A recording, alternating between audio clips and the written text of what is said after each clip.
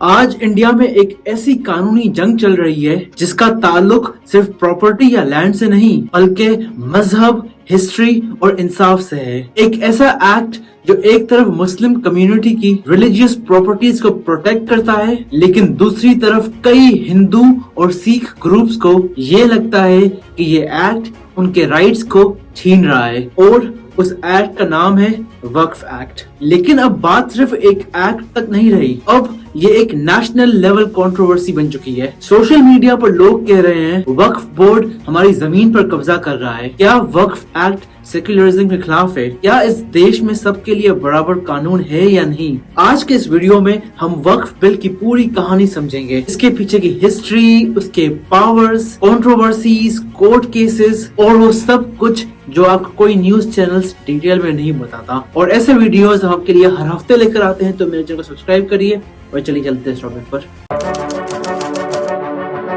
वक्फ एक अरबिक लफ्ज है जिसका मतलब है रोक देना, यानी किसी चीज को अल्लाह के लिए रोक देना। जब कोई मुसलमान अपनी प्रॉपर्टी, चाहे वो जमीन हो, दुकान हो या पैसा, अल्लाह के नाम पर दे देता है तो उसे वक्फ कहते हैं। फिर ये प्रॉपर्टी किसी एक इंडिविजुअल की नहीं रहती बल्कि पूरी मुस्लिम कम्युनिटी का कलेक्टिव एसेट बन जाता है। ये ट्रेडिशन प्रॉफिट मोहम्मद सल्लल्लाहु अलैहि वसल्लम के दौर से चला आ रहा है। वक्फ का बेसिक पर्पस होता है चैरिटी, कम्युनिटी सर्विस और इस्लामिक कंटिन्यूटी। इस प्रॉपर्टी से मस्जिद चलती है, मदरसे ऑपरेट होते हैं, कब्रिस्तान मेंटेन होते हैं और गरीबों को सपोर्ट मिलता है। ये कॉन्सेप्ट इतना पावरफुल था कि पूरे इस्लामिक वर्ल्ड में वक्फ की वजह से health centres, educational institutions, orphanages और औरत और बच्चों के शेल्टर होम्स तक बनाए गए। इंडिया में भी वक्फ की जड़ें गहरी है। मुगलों से दौर से लेकर ब्रिटिश राज तक कई बिल्डिंग्स और जमीनें वक्फ की गईं। मस्जिदें, दरगाहें,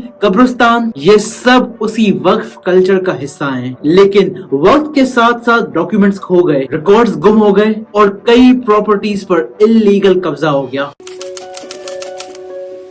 1954 में इंडियन पार्लियामेंट ने वक्फ एक्ट पास किया। इस कानून का मकसद था कि इंडिया भर की वक्फ प्रॉपर्टीज को डॉक्यूमेंट किया जाए। हर स्टेट में एक वक्फ बोर्ड बनाया जाए और इन बोर्ड्स को अथॉरिटी दी जाए कि वो वक्फ प्रॉपर्टीज के रिकॉर्ड्स को मेंटेन करे, इनकम जनरेट करे और इल्लीगल ऑक्यूपेशन से बचाएं। ये एक जरूरी और प्रोग्रेसिव स्टेप था, लेकिन जैसे जैसे वक्त गुजरता गया ये सिस्टम अपने आप में ही इतना पावरफुल होता गया कि लोगों ने ये कहना शुरू कर दिया कि अब वक्फ बोर्ड एक छोटी गवर्नमेंट बन चुकी है। 1995 में एक नए वक्फ एक्ट ने वक्फ बोर्ड को और भी ज्यादा पावर्स दिए। अब ये बोर्ड्स किसी भी प्रॉपर्टी को वक्फ डिक्लेयर कर सकते थे अगर उनके पास ओरल या हिस्टोरिकल एविडेंस हो। यानी अगर किसी प्रॉपर्टी के बारे में ये कहा गया कि ये कभी मस्जिद का हिस्सा थी या फिर किसी मुस्लिम ने डोनेट की थी तो उसे वक्फ बना दिया जाता। इससे भी आगे बढ़कर 2013 में एक अमेंडमेंट के तहत वक्फ बोर्ड को ये हक मिल गया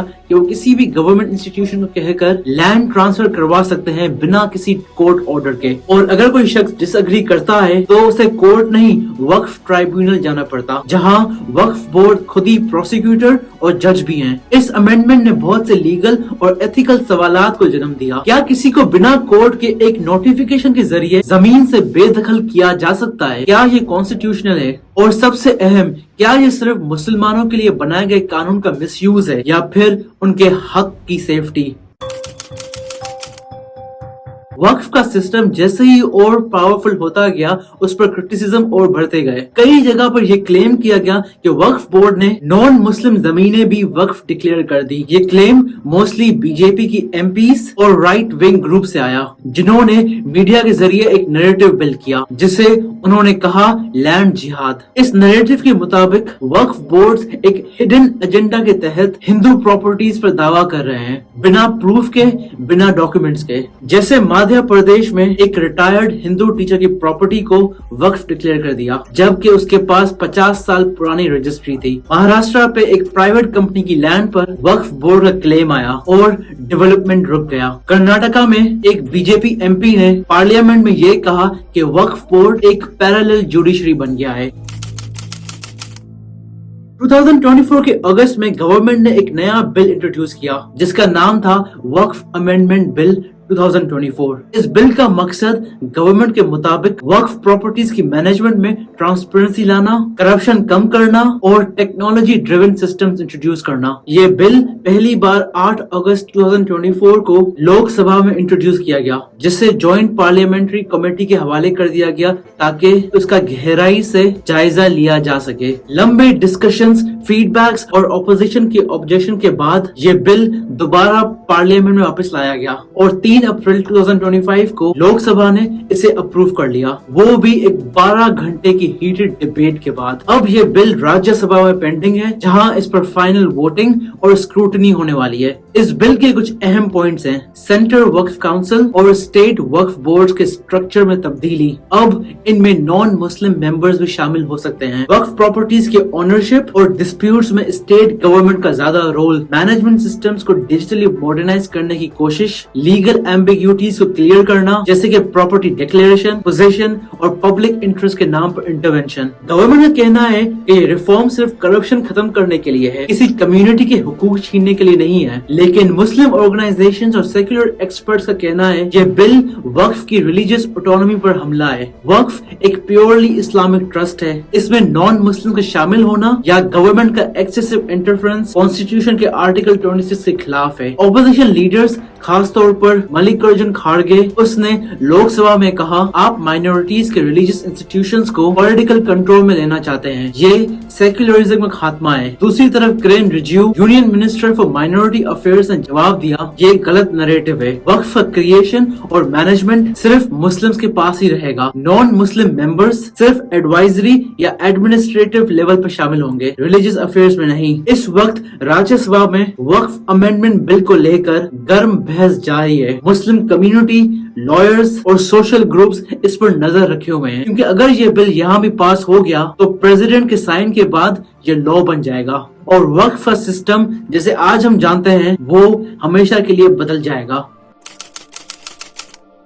आज के वक्त में इंडिया में तकरीबन 6 लाख वक्फ प्रॉपर्टीज हैं, जिनकी टोटल वैल्यू 2 लाख करोड़ रुपए से भी ज्यादा है। इनमें मस्जिदों से लेकर मदरसे, कब्रिस्तान, एग्रीकल्चर लैंड और कमर्शियल बिल्डिंग्स तक शामिल हैं। इन सब का रिकॉर्ड रखना और मेंटेनेंस वक्फ बोर्ड के नाम होता है। वक्फ सिस्टम मुस्लिम कम्युनिटी के लिए एक सोशल और रिलीजियस बैकबोन है। वक्फ के जरिए चलते हैं मदरसे, जहां लाखों बच्चे मुफ्त तालीम हासिल करते हैं, हॉस्पिटल्स और क्लिनिक्स, जहां गरीब लोगों का मुफ्त इलाज होता है, कब्रिस्तान, जहां डिग्निटी के साथ दफनाया जाता है, और मस्जिदों का मेंटेनेंस भी इसी सिस्टम के हाथ में होता है। ये सिस्टम उन लोगों के लिए होप बन के आता है जिनके पास अपना कुछ नहीं होता, लेकिन जो सिर्फ इस उम्मीद पर जिंदा रहते हैं कि अल्लाह का दिया कुछ उन तक भी पहुंचे।